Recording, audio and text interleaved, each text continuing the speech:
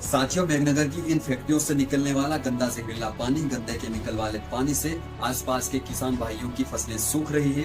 गांव के पशु, गाय, भैंस, बकरी, बैल बीमार हो रहे हैं और आसमान में उड़ने वाले पक्षी तड़प तड़प कर मर। हकीकत ये है कि सरकारें विकास के नाम पर इन फैक्ट्रियों को संरक्षण दे रही है और इन फैक्ट्रियों से मोटा मुनाफा कमा रही है और आदिवासी ग्रामीणों के साथ, उनके जीवन के साथ, उनकी आने वाली पीढ़ियों के भविष्य के साथ खिलवाड़ किया। मैं पूछना चाहता हूँ स्थानीय प्रशासन से, मैं पूछना चाहता हूँ स्थानीय प्रतिनिधियों से, मैं पूछना चाहता हूँ आदिवासी सामाजिक संगठनों से और मैं पूछना चाहता हूँ सरकार से, आपकी आंखें कब खुलेगी? अगर आज भी हम इन केमिकल फैक्ट्रियों के खिलाफ नहीं बोले, आज भी हमने आवाज नहीं उठाई, तो हो सकता है अगली बारी आपकी और हमारी आ जाए और हमारी सुनने वाला तक कोई नहीं हो। इसलिए मैं आप सभी से हाथ जोड़कर विनती करता हूं कि अपने अधिकारों को जाने, उन अधिकारों के महत्व को समझे, अपने बच्चों को शिक्षित बनाइए, संगठित रहिए और एक साथ मिलकर आवाज उठाइए।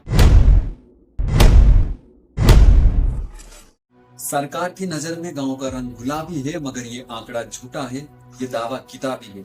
नमस्कार दोस्तों, मेरा नाम सुनील वसूनिया है और आज मैं बात करने वाला हूं मध्य प्रदेश के झाबुआ जिले के मेघनगर की, जहां कई वर्षों से, कई सालों से चल रही अंधाधुंध केमिकल फैक्ट्रियों से निकलने वाला गंदा जहरीला कचरा, जो कि मेघनगर और आसपास के ग्रामीण आदिवासियों की जिंदगी के लिए जहर बन चुका है। साथियों, आपको स्क्रीन पर जो धुआं निकालती हुई केमिकल फैक्ट्रियां दिखाई दे रही है, दरअसल ये झाबुआ जिले के मेघनगर की है। इन फैक्ट्रियों से निकलने वाले गंदे, जहरीले और केमिकल वाला पानी बिना किसी ट्रीटमेंट के सीधा नदियों में, नालों में और आसपास की खुली जमीनों पर छोड़ा जा रहा है और यही गंदा पानी, यही गंदा जहर, यही केमिकल नदियों में बहकर आम आदमियों को, किसानों के, आसपास के ग्रामीणों के खेतों तक पहुंच रहा है और वहां के जल स्रोतों, नदियों, नालों, कुओं, तालाबों और हैंडपंपों के पानी को भी जहरीला और जानलेवा बना चुका है। साथियों, मेघनगर की इन फैक्ट्रियों से निकलने वाला गंदा जहरीला पानी, गंदे केमिकल वाले पानी से आसपास के किसान भाइयों की फसलें सूख रही है। गांव के पशु, गाय, भैंस, बकरी, बैल बीमार हो रहे हैं और आसमान में उड़ने वाले पक्षी तड़प तड़प कर मर रहे हैं और वहीं गांव के आदिवासियों को, गांव के निवासियों को, गांव के ग्रामीणों को बहुत ही गंभीर समस्याएं, चमड़ी, दमा और सांस फूलने जैसी समस्याओं का सामना करना पड़ रहा है।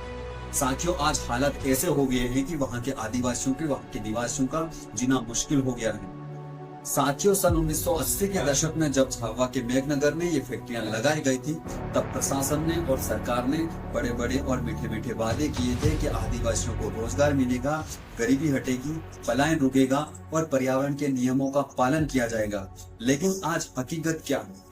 आज हकीकत ये है कि सरकारें विकास के नाम पर इन फैक्ट्रियों को संरक्षण दे रही है और इन फैक्ट्रियों से मोटा मुनाफा कमा रही है और आदिवासी ग्रामीणों के साथ, उनके जीवन के साथ, उनकी आने वाली पीढ़ियों के भविष्य के साथ खिलवाड़ किया जा रहा है। साथियों, संविधान का अनुच्छेद 21 हर नागरिक को स्वच्छ जल, स्वच्छ जीवन और स्वच्छ पर्यावरण प्राप्त करने का अधिकार देता है।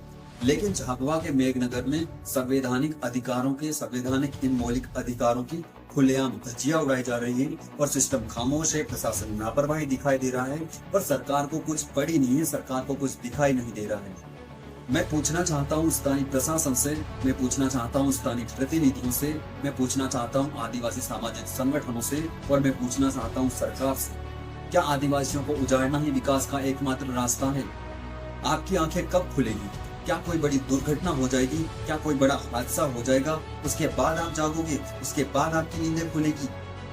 क्योंकि मेघनगर की हवा जहर बन चुकी है, मिट्टी बंजर हो चुकी है, पीने लायक पानी नहीं रहा है, फसलें सूख रही है, पशु पक्षी मर रहे हैं, लोग बीमार हो रहे हैं, वहां पर जीना मुश्किल हो चुका है और किसी भी जिम्मेदार अधिकारी को, किसी भी जिम्मेदार नेता को और सरकार को कोई फर्क नहीं पड़ रहा है।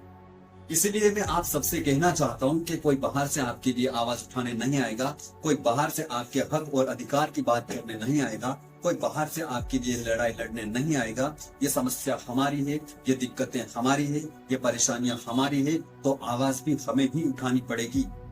अगर हम इस मुद्दे को उठा रहे हैं तो आप भी हमारी आवाज में आवाज बनिए, क्योंकि ये लड़ाई किसी एक की नहीं है, ये लड़ाई केवल मेघनगर की नहीं है, ये लड़ाई हमारी, आपकी, हम सब की है। ये लड़ाई आदिवासियों के अस्तित्व की है, ये लड़ाई जल, जंगल और जमीन की है, ये लड़ाई जिंदा रहने की है, ये लड़ाई मेघनगर को जहर से बचाने की है। अगर आज भी हम इन केमिकल फैक्ट्रियों के खिलाफ नहीं बोले, आज भी हमने आवाज नहीं उठाई, तो हो सकता है अगली बारी आपकी और हमारी आ जाए और हमारी सुनने वाला तक कोई नहीं हो। इसलिए मैं आप सभी से हाथ जोड़कर विनती करता हूँ कि अपने अधिकारों को जाने, उन अधिकारों के महत्व को समझे, अपने बच्चों को शिक्षित बनाइए, संगठित रहिए और एक साथ मिलकर आवाज उठाइए। साथियों, अब खामोशी नहीं हक की बात होनी चाहिए, अब डर नहीं अधिकार की लड़ाई होनी चाहिए। और अगर कोई कहे हमसे कि हक मांगना छोड़ दे, हम उनसे मैं बस यही कहना चाहता हूँ कि क्या मौत के डर से जीना भी छोड़ दे। उम्मीद करता हूँ आपको मेरी बात समझ में आई होगी। अगर आप हमारे चैनल पर नए हो तो चैनल को सब्सक्राइब कर लेना और इस वीडियो को शेयर करना, कमेंट करना, ताकि हमारी बात सरकार तक पहुंचे और मेघनगर की फैक्ट्रियों पर कार्रवाई हो। तब तक के लिए अपना ख्याल रखो, अपना ध्यान रखो। नमस्कार, जय हिंद, जय भारत, जय जवान। मिलता हूँ आपको ऐसे ही किसी अगले नेक्स्ट वीडियो पर।